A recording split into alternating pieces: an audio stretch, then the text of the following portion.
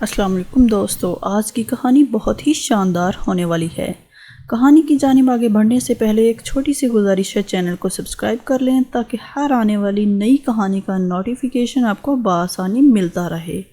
چلیے بڑھتے ہیں آج کی ایک نئی اور خوبصورت امیزنگ کہانی کی جانب۔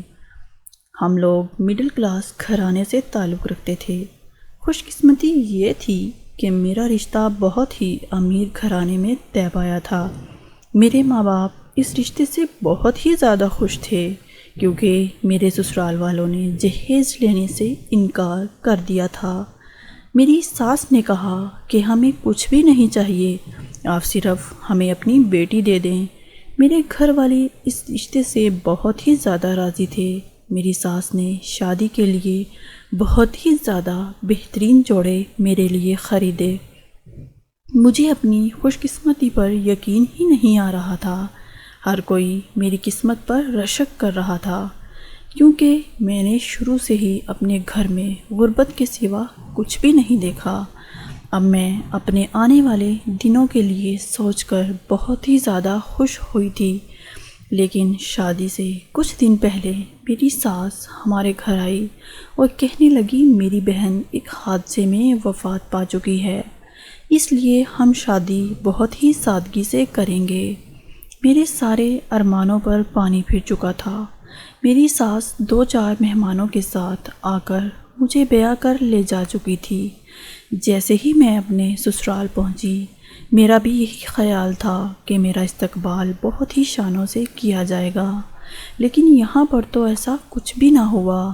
مجھے نہیں پتا تھا کہ میرے لیے آنے والے دن بہت ہی مشکل ہوں گے۔ میں تو اپنے دل میں بہت سے ارمان سجائے بیٹھی تھی۔ میری ساس آئی اور مجھے کمرے میں بٹھا کر چلی گئی اور مجھ سے کوئی بات نہ کی۔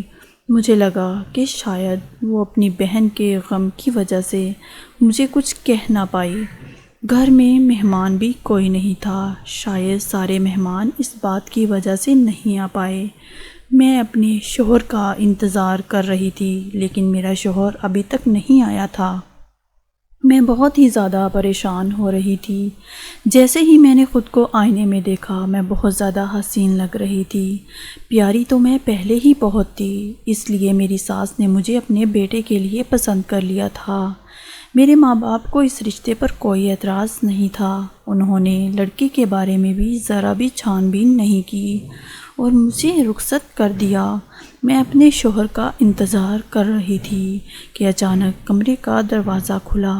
میرا شوہر، جس کا نام حسن تھا، کمرے کے اندر داخل ہوا، لیکن حسن کے ساتھ 3 آدمی اور تھے۔ مجھے سمجھ نہیں آ رہی تھی کہ یہ آدمی کون ہیں اور ان کا اس وقت یہاں پر کیا کام ہے، کیونکہ اس وقت حسن کو کمرے میں اکیلے آنا چاہیے تھا۔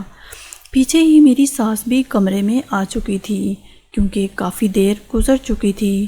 میرے پاس کوئی بھی نہیں آیا تھا، لیکن اچانک سے یہ سب لوگ آ گئے تھے۔ مجھے یہ ماجرا سمجھ نہیں آیا۔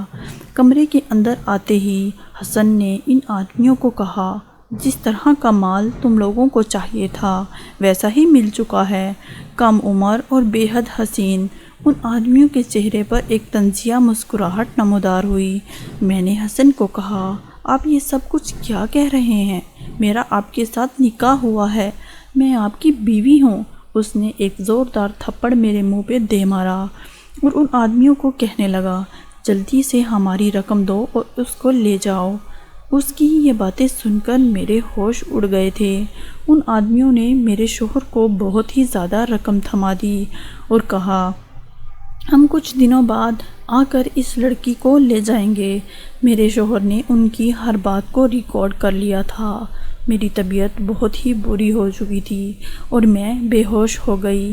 جیسے ہی مجھے ہوش آیا، میں نے دیکھا کہ میری ساس اور میرا شوہر سامنے کھڑے ہوئے ہیں۔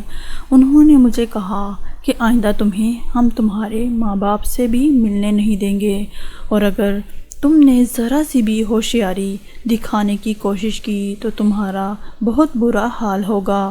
میں نے ان لوگوں کے آگے ہاتھ جوڑ دیے، لیکن انہوں نے میری کوئی بات نہ مانی۔ میری طبیعت کی پرواہ کیے بغیر مجھے وہاں سے لے کر کہیں اور چلے گئے تھے۔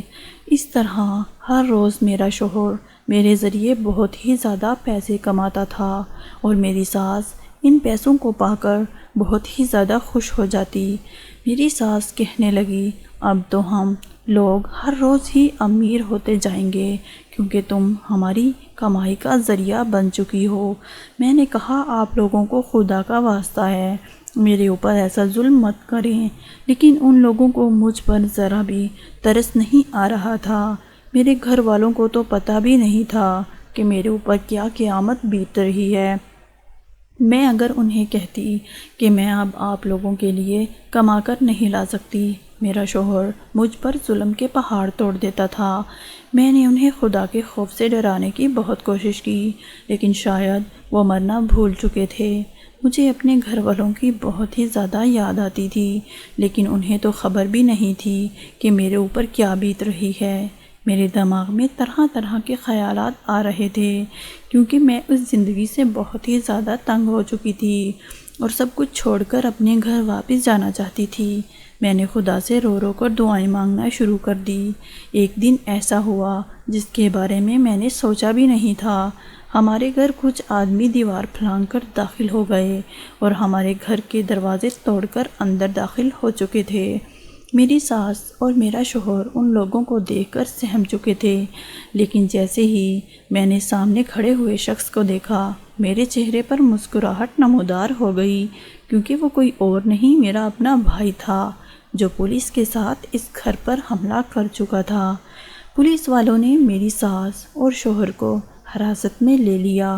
میرا شوہر بار بار پولیس والوں کو کہتا رہا، آپ لوگوں کو کوئی غلط فہمی ہوئی ہے، یہ میری بیوی ہے، لیکن پولیس والوں نے اس کی کسی بات پر یقین نہ کیا، کیونکہ میں اپنا بیان دے چکی تھی۔ میں اپنے گھر واپس آ چکی تھی اور گھر والوں سے مل کر بہت ہی زیادہ روئی۔ پھر میرے ابا نے مجھے بتایا کہ ہم نے تمہیں تلاش کرنے کی بہت ہی زیادہ کوشش کی، اور جب تم نہ ملی، ہم نے اپنے جاننے والے پولیس آفیسر کو تمہارے بارے میں بتایا۔ اس کی مدد سے ہمیں تمہارے تک رسائی حاصل ہوئی۔ میں نے اپنے اوپر بیتی ساری روداد اپنے گھر والوں کو سنا دی۔ میرے ماں باپ کو اس بات کا بہت ہی زیادہ دکھ تھا کہ انہوں نے رشتہ کرنے سے پہلے لڑکے کے بارے میں کچھ بھی نہیں پوچھا، اور کہنے لگے، ہم تمہارے گناہ گار ہیں، ہمیں معاف کر دو۔ میرے گھر والوں کا بھی کوئی قصور نہیں تھا۔ میرے شوہر اور ساس کو سزا مل چکی تھی، میرے لیے اتنا ہی کافی تھا۔ میں نے اپنے شوہر سے خلا لے لی تھی۔ میرے گھر والے میری شادی آگے کروانا چاہتے تھے، لیکن میرا اب ہر کسی سے اعتماد اٹھ چکا تھا۔ میں سب سے یہی کہوں گی کہ اپنی بیٹیوں کا رشتہ کرنے سے پہلے یہ بات ضرور جان لیں کہ سامنے والا انسان آپ کی بیٹی کے قابل ہے یا نہیں۔ یہ نہ ہو کہ ساری عمر آپ کو یہ نقصان بھگتنا پڑے کہ سامنے والا شخص آپ کی بیٹی کے قابل ہی نہیں تھا۔ مزید اچھی کہانیوں کے لیے چینل کو سبسکرائب کرنا مت بھولیے گا، تاکہ ہر آنے والی نئی کہانی آپ کو بآسانی ملتا رہے۔ ملیں گے ایک نئی کہانی کے ساتھ، تب تک کے لیے اللہ حافظ۔